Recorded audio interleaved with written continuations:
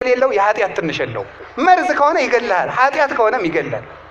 ስለዚህ ውሸትን ሰው ዛሬ አቀሎታል። ኃጢአት የሚመስለው ወይ መግደል ወይ ዝሙት ብቻ ነው የሚመስለው፣ ወይ መስረቅ ነው።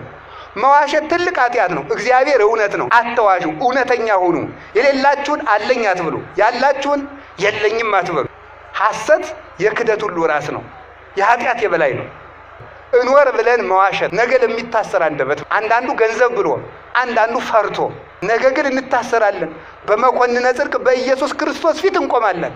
ያን ጊዜ እሱ ምስክር አያሻውም። ራሱ ኃጢአታችን አስጥቶ ይመለከተዋል።